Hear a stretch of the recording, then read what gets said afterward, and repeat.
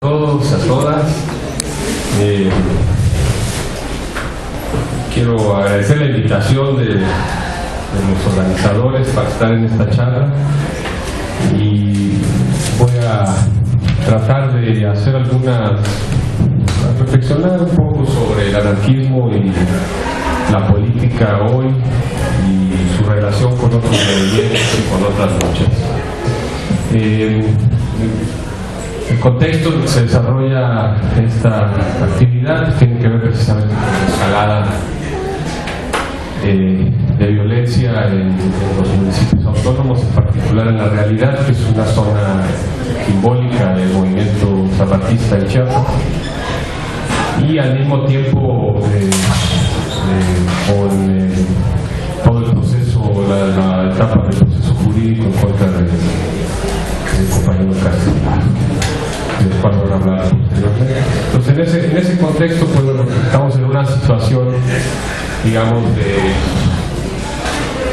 de contrarreformas, y con esto no me refiero a las reformas del pacto, sino a esos cambios que ha habido y que no son tan socorridos en los medios, que tienen que ver precisamente con el aumento de la capacidad del Estado para reprimir sin consecuencias jurídicas, ¿no? Lo que hemos estado viendo, creo que hoy salió publicado que Puebla también ya sacó una ley por medio de la cual se puede disparar, ¿no?, hacia la multitud si se considera que hay un peligro o alguna situación, ¿no?, que amerite eso, ¿no? Entonces, lo que vemos en realidad es, a la par de estas reformas que de alguna manera venden lo poco que teníamos en términos de propiedad social, tiene la contraparte, ese lado oscuro, que es precisamente la desposesión de derechos políticos y civiles, lo cual se entiende. Evidentemente, si te van a quitar y te van a robar, ¿no?, pues lo único que te queda, pues necesitamos por el otro lado endurecer las leyes para que no protestes, o para que si protestes consideres el costo de esa protesta. En ese contexto, evidentemente, necesita este tipo de estrategia, pues necesita ciertos como petate del muerto, como algo que de alguna manera represente, ¿no?, el objetivo manifiesto, si ustedes quieren. Y este es precisamente el papel del anarquismo en la primera época, ¿no? Si quieres descalificar a alguien, pues dile que es un anarquista, ¿no? Esto tiene su historia, porque no siempre fue el anarquismo, ¿no?, aunque en el siglo XIX hay una historia muy interesante y muy rica que vamos a tocar brevemente, pero en su momento en la Guerra Fría, pues el chamuco eran los comunistas, ¿no? La acusación de comunista, pues era una acusación muy grave, ¿no? Luego, cuando cae el muro de Berlín, ¿no?, desaparece un poco la idea del comunista como este ente diabólico, ¿no?, y llamado por Reagan el imperio del mal, ¿no?, la Unión Soviética. Entonces surge la idea de la figura del narcotraficante. Es la época en que el narcotraficante, ¿no?, de alguna manera atrae los reflectores de lo que significaba el peligro social por excelencia. Y finalmente, con la caída de las Torres Gemelas en Nueva York, pues entonces surgió el terrorista. El terrorista como este individuo irracional, como este individuo que no tiene principios, no tiene valores, es, digamos, sociópata, un psicópata. Y bueno, estas figuras siempre han servido al poder para establecer sus discursos de contención y de represión. Entonces, bueno, parece que ya el terrorismo se juntó con el narco y ahora le llaman narcoterrorismo. No es suficiente, porque obviamente cuando tenemos a jóvenes protestando en las calles, pues difícilmente los podemos acusar de narcotraficantes o de terroristas. Entonces busquemos otra manera de llamar a este nuevo peligro, ¿no? Bueno, pues ese es precisamente el anarquismo. Y en una charla anterior también me invitaron, me pregunté, bueno, ¿por qué el anarquismo resulta tan atractivo para la juventud?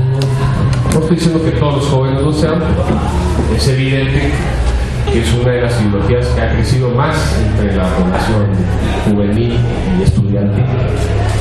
Y ahí mencionamos básicamente tres elementos que nos parece hacen atractivo esta propuesta ideológica. Ideológica no entendido como conjunto de valores, sino como proyecto político, no como una serie de valores que me definen, sino como de un proyecto con el que yo trabajo y al que aspiro a llegar a un mundo distinto, un mundo diferente. Entonces hablamos un poco primero de la relación con la violencia, que es uno de los argumentos que más se utilizan para descalificar el anarquismo. Y ahí nos encontramos porque en realidad dentro de la amplia gama de anarquismos, pues tenemos posiciones desde la posición de Tolstoy, que es digamos de los anarquistas tradicionales rusos del siglo XIX, que era eminentemente pacifista, a la postura insurreccionalista de la Comuna de París con los blanquistas, ¿no? Y con Bakunin también, ¿no? Lo que sí queda claro es que, y ahorita lo voy a ejemplificar más, la relación con la violencia no define al anarquismo, ¿sí? En mi opinión, pero nos puede servir un poco para establecer un mapa de estos anarquismos y poderlo ver en relación precisamente con la violencia, ¿sí? Y bueno, ahí comentamos que efectivamente muchas veces es considerado violencia que la persona grite, amenace a una autoridad, ¿no? Se considera violencia. De eso hoy salió en el periódico que una de las activistas de Ocupa Wall Street ya finalmente le dieron su veredicto, la encarcelaron, va a estar en la cárcel por no sé varios meses y luego va a estar 5 años firmando, digamos, como libertad provisional. Y está acusada precisamente de darle un codazo a un policía que le dejó el ojo morado y bueno, pues a partir de eso el juez dijo que cómo era posible que un grupo de individuos que se supone está haciendo una protesta, un acto de desobediencia civil, genere ese tipo de violencia. A mí me hubiera gustado ver el video para compararlo, pues a lo mejor, no sé, con el video de Atenco, ¿no? Por ejemplo, o bueno, la cantidad de videos que hay en internet con respecto a cómo la autoridad ejerce sus derechos, ¿no? De protección a la ciudadanía, es decir, a garrotazo vil, ¿no? Pero bueno, esto es un poco precisamente la perspectiva, ¿no? Y cómo un codazo, ¿no? Que además la militante dice, la activista dice, yo sentí que me agarraron por atrás, ¿no? Y entonces reaccioné y pues aventé un codazo, pero estaba lleno de gente y yo no sabía que era un policía. A final de cuentas, bueno, este proceso fue sujeto a la opinión pública y la opinión pública reaccionó, cobró un alto perfil precisamente comparando estas dos violencias, si ustedes quieren. Esto sin mencionar la violencia sorda, velada, de no tener ninguna oportunidad de vida, de no tener casa o educación, no tener empleo, etc. No tener un futuro. Esa violencia parece que no es más efectiva, pero hasta cierto punto menos visible. Entonces ese era un elemento, ¿no? Evidentemente los jóvenes se están preguntando hoy qué hacer, y ese qué hacer implica qué onda con la violencia. Esa es una pregunta clave. El otro elemento es el elemento del consumismo, que también remite a algunos de los clásicos del anarquismo, es decir, tener más es vivir mejor. Y muchos jóvenes hoy, entre que desempleados, con pocos ingresos y todo, pues se están preguntando si realmente eso es lo que hace la diferencia, tener más. Y entonces me parece que también los anarquismos son atractivos precisamente por su postura frente al consumismo y frente al mundo de las mercancías y del mercado, ¿no? Desde diversas posturas, desde, no sé, los veganos hasta los que se niegan a trabajar por un salario y prefieren hacer un tipo de trabajo que les dé una cierta libertad y no tener que estar firmando, poniendo el dedo, etcétera, etcétera. Entonces esa es otra de las versiones, de los vectores que me parecen muy atractivos para los jóvenes de hoy, ¿no? Y por último, su relación con la política.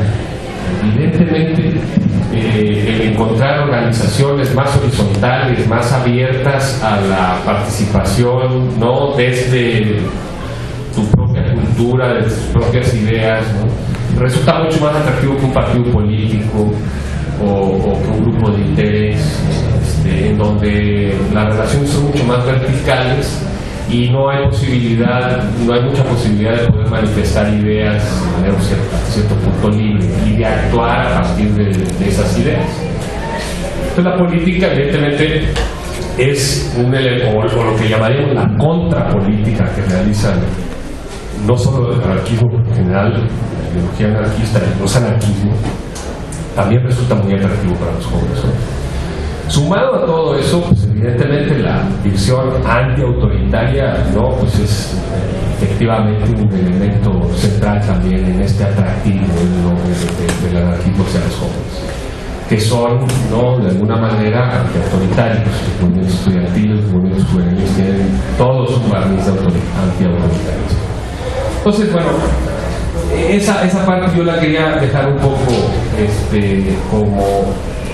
como fondo de esta plática para hacerme otra pregunta. Se ha acusado a los anarquistas de ser sectarios, ¿no? De estar cerrados a establecer puentes de comunicación con otras ideologías. Y esto es pues, una cuestión que viene de muy lejos, es una historia vieja. Si usted revisa la historia de la Primera Internacional, bueno, pues se va a dar cuenta ahí que hay dos grandes corrientes, la anarquista de Bakunin y la comunista de Marx. ¿Sí? Y a final de cuentas, esa Primera Internacional muere porque hay un empate técnico. El anarquismo era mucho más popular y más conocido en el siglo XIX que el marxismo, el comunismo marxista. Basta ver la Comuna de París en 1871-72, ninguno de los participantes, prácticamente ninguno de los participantes conocía a Marx, no sabía quién era, pero todos conocían a Bakunin y a Proudhon, y la mayoría era anarquista. ¿Sí? La derrota de la Comuna de París, derrota entre comillas, que pues siempre son cosas que sí, en un primer momento aparentemente son una derrota, pero que dejan una lección histórica muy importante. La derrota implica precisamente un debilitamiento de la postura anarquista y el surgimiento de lo que hoy se conoce como socialdemocracia. Y bueno, si a eso le sumamos la Revolución Rusa y el triunfo de la propuesta marxista-leninista, pues el anarquismo sufre, si ustedes quieren, un debilitamiento. Podríamos incluso agregar la guerra civil en España en el 36 con la CGT, que era eminentemente anarquista y que también es derrotada y disgregada. Entonces, a final de cuentas, esta discusión con respecto a cómo llegar a una sociedad sin clases, a una sociedad sin propietarios, básicamente ahí es donde radica la diferencia entre comunistas y anarquistas en el siglo XIX. Si los dos quieren lo mismo, pero a final de cuentas Marx asume la idea de una dictadura del proletariado, mientras que Bakunin dice, no, pero ¿cómo vamos a poner otro Estado? Vamos a sustituir un poder por otro poder. Nosotros queremos una federación, ¿no? de ciudades libres que puedan cooperar entre ellas, etcétera, que era un poco la propuesta proudhoniana también. Entonces hay una distinción, no en términos de a dónde queremos llegar, sino cómo queremos llegar ahí. Y ese es básicamente lo que separa al anarquismo del comunismo marxista, y que lo tiene separado hasta abajo. Sí, pero yo creo que esa discusión hoy ya no aplica como aplicaba en el siglo XIX, es otra coyuntura, ¿no? Muy diferente. Y lo que podemos decir es que los movimientos antisistémicos hoy tienen una mezcla de comunismo y anarquismo. Y voy a poner como ejemplo el EZLN, ¿sí? Nadie diría, no, el EZLN es anarquista. No, nadie lo diría, ¿sí? Porque al final de cuentas, aparentemente pues, hay una cierta centralización del poder. Esa es una mirada muy superficial, en mi opinión. ¿Sí? Lo que tenemos es una federación organizada por los caracoles, que a su vez está integrada por juntas de buen gobierno, que tienen autonomía y que controlan un cierto territorio, pero están integrados en una estructura mayor a nivel regional. Pero nadie dice que el EZT es anarquista, tampoco nadie dice que el EZT es comunista, menos Marcos, ¿verdad? Marcos no lo va a decir. Sí. Pero entonces la pregunta es, ¿por qué podemos decir que el EZLN tiene una síntesis de esas dos grandes ideologías que son, al final de cuentas, las ideologías, ¿sí?, que hasta hoy siguen siendo el espacio de imaginación social. No hay otra. El liberalismo está muerto, ¿sí? Ya no da para más, está agotado. El Estado liberal está agotado. Entonces, bueno, yo, ahora sí que para que no digan que estoy inventando, me voy a permitir leer precisamente un texto de Marcos que escribió en el noviembre del 2013 cuando hace un recuento sobre las escuelitas zapatistas y dice que a los que siguen van a tener que pagar porque pues, no salieron las cuentas, y ahí cuenta, ¿no?, todo este rollo de cómo estuvo la primera escuela zapatista.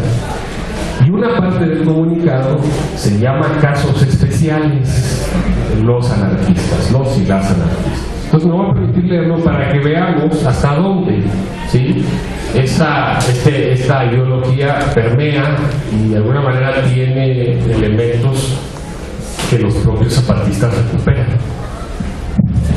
Dice: vista la campaña, debo decir que bueno, esto se da en el contexto de esta campaña no tan fuerte que se hizo contra el anarquismo desde el gobierno federal, y que es la causa de las leyes que están surgiendo hoy, ¿verdad? Que dice, vista la campaña antianarquismo que levantan las buenas conciencias y la izquierda bien portada, unidas en santa cruzada con la derecha ancestral para acusar a los jóvenes y a los viejos anarquistas de desafiar al sistema, como si el anarquismo tuviera otra opción, además de descomponer sus escenografías, y que es llevada al delirio con calificativos como anarcohalcones, anarcoprovocadores, anarcoporro, anarcoetcétera. Entre paréntesis, por ahí leí el calificativo de anarcoanarquista, ¿no es humilde? Las zapatistas, los zapatistas no podemos ignorar el clima de histeria que con tanta firmeza demanda y exige que se respeten los cristales que no muestran, sino ocultan lo que pasa justo detrás del mostrador: condiciones laborales esclavistas, nula higiene, mala calidad, bajo nivel nutricional, lavado de dinero, defraudación fiscal, fuga de capital. Porque ahora resulta que esas raterías tan disimuladas llamadas reformas estructurales, que el despojo laboral al magisterio, que la venta auge del patrimonio de la nación, que el robo que el gobierno perpetra contra los gobernados por los impuestos, que la asfixia fiscal que favorece solo a los grandes monopolios, que todo es por culpa de los anarquistas. Que la gente bien ya no sale a la calle a protestar. Oiga, pero si ahí están las marchas, los plantones, los bloqueos, las pintas, los volantes. Sí, pero son maestros transportistas, ambulantes, estudiantes, o sea, nacos y nacas y de provincia. Yo digo gente bien del DF. Y dice, no, yo digo la gente de clase media. Tan cortejada y al mismo tiempo tan despreciada y defraudada por todo el espectro mediático y político. Que la izquierda institucional también despoja los espacios de manifestación, que el único opositor al régimen ha sido opacado por los sin nombre una y otra vez, que a la imposición arbitraria se le llama ahora diálogo y negociación, que el asesinato de migrantes, de mujeres, de jóvenes, de trabajadores, de niños, de niñas, de todo, es por culpa de los anarquistas.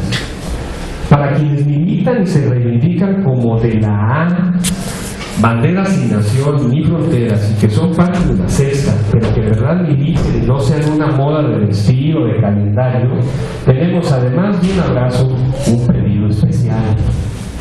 Compas anarquistas, nosotros los zapatistas, nosotras los zapatistas, no les vamos a achacar nuestras deficiencias, incluida la falta de imaginación, ni los vamos a hacer responsables de nuestros errores, ni mucho menos los vamos a perseguir por ser quienes son. Es más, les cuento que varios invitados en agosto cancelaron porque dijeron no podían compartir el aula con, entre comillas, jóvenes anarquistas, andrajosos, punks, aretudos y llenos de tatuajes, que esperan los que no son jóvenes, ni anarquistas, ni andrajosos, ni punks, ni aventuros, ni llenos de tatuaje, una disculpa y que se depurara el registro. Siguen esperando inútilmente, ¿no? A esos que pidieron que los anarquistas no fueran, pues sabes qué, si no te late, no vengas. Lo que queremos pedir es que en el momento del registro entreguen un texto máximo de una cuartilla de extensión donde respondan a las críticas y acusaciones que se les han hecho en los medios de pago. Dicho texto será publicado en una sección especial de nuestra página electrónica, Enlace Zapatista, y en una revista facile, como se diga, próxima a aparecer en el mundo mundialmente mundial, dirigida y escrita por indígenas zapatistas. Será un honor para nosotros que nuestro primer número esté su palabra junto a la nuestra. Yo no sé si ha salido el número, pero la invitación está ahí, ¿no? Sí se vale en una cuartilla con una sola palabra que abarque todo el espacio, algo como miente. O algo más extenso como les explicaría lo que es el anarquismo si pensara que van a entender. O el anarquismo es incomprensible para los enanos del pensamiento.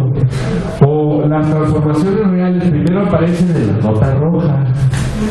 O me cago en la policía del pensamiento. O la siguiente cita del libro Golpes y Contragolpes de Miguel Amorós. Abro comillas. Todo el mundo debería saber que el Black Bloc no es una organización, sino una táctica de lucha callejera similar a la calle borraca, que una constelación de grupos libertarios, autónomos o alternativos venían practicando desde la lucha de los squads en los años 80 en varias ciudades alemanas. Y agregar algo así como, si van a criticar algo, primero investigue. La ignorancia bien redactada es como una idiotez bien pronunciada, igual de inútil. En fin, estoy seguro que no es para traer ideas. Bueno, esto aquí, ¿sí? Si uno lo revisa, dice, bueno, pues es un espaldarazo del SKLN ¿no? Y un poco en el contexto de la campaña antianarquista. Pero voy a tomar un solo detalle sin ánimo de ofender a nadie, ¿no? Y como algo que me parece que no está ahí de Oquis. Y es la idea de escribir. ¿Sí? Reflexionen, sí, escriban. ¿Tiene algo que decir? Escriban. Me parece que ahorita, y como pusieron, el anarquismo necesita reflexionar sobre sí mismo y generar un anarquismo del siglo XXI, a partir efectivamente de un conocimiento realmente de la ideología, de sus orígenes, de su historia, de su papel en las luchas sociales en el mundo. ¿Sí? Pero es necesario, ¿sí? Es necesario dejar, reflexionar, trabajar en este tipo. Es decir, necesitamos generar un renacimiento de la teoría anarquista. Y eso no se va a lograr exclusivamente con la acción. Y aquí hay que decir que me parece falsa la acusación de que los anarquistas solamente actúan. Me lo recuerdo en la universidad, que para descalificar a los anarquistas se decían, no, te encuentras con un anarquista y quieres discutir con él, él te va a decir, pero ¿para qué vamos a hacer una mesa de diálogo si nos podemos agarrar a madrazos? Y ya, que gane, y chido, ya, ahí quedó. Es demasiado simplista el asunto, ¿no? Pero bueno, se siente un aludido de repente en términos de que, sí, aparentemente no hay una teoría anarquista, y sí la hay, no solamente del siglo XIX, sino también del siglo XX, ¿sí? Pero necesitamos esa interpretación de los jóvenes estudiantes de hoy que se definen como anarquistas para aportar al anarquismo. La única manera en que una ideología política sobrevive es renovándose constantemente, sin olvidar el pasado, sino más bien reconfigurando ese pasado para las luchas del presente. Entonces, este antiintelectualismo que me parece peyorativo, ¿no? Y que realiza, ¿sí? Se tiene que responder precisamente desde la perspectiva de la escritura. ¿Sí? Yo creo que eso es un poco lo que, claro, Marcos dice como para después poner él, ¿no? Lo que se supone que habría que poner, lo que él pondría. Pero bueno, con eso se demuestra de alguna manera que los anarquistas del anarquismo están en consonancia con otras luchas, ¿sí? Y que tienen puntos en común muchos más importantes que diferencias, porque probablemente existan diferencias entre el ZLN y los anarquismos, seguramente, ¿sí? Pero el punto es observar lo que nos une. Y el EZ sabe de campañas de odio, el EZ sabe lo que es discriminación y racismo, descalificación. Y es por eso que dirige las miradas del anarquismo, como diciéndole, somos compañeros del mismo problema. Nos une esa marginalidad, esa discriminación que ejercen todos los medios de los poderosos. Entonces, ese es precisamente un poco lo que yo quería reflexionar con ustedes, hablando pues de los anarquismos contemporáneos y de lo que está por hacer el anarquismo contemporáneo, ¿no? Que todas estas experiencias sí sean de alguna manera objeto de reflexión permanente. Y bueno, he visto algunos indicadores interesantes. Hay un portal en Oaxaca que está publicando mucho sobre anarquismo, ¿cómo se llama? 3.0, ¿no? ¿Perdón? Proyecto Ambulante. Ahí está sacando lecturas del siglo XIX, de teóricos del siglo XX, incluso está escribiendo gente joven ahí, sacando, ¿no? Y empezando a tratar de organizar sus ideas y hacer una contribución a la ideología. Yo creo que eso es tan importante como salir a la calle. Pensar es actuar, pensar es acción, ¿sí? También escribir es acción. Lo dicen los zapatistas, la palabra tiene poder, hay que usarla, ¿sí? Entonces, bueno, yo lo dejaría ahí. Les agradezco mucho.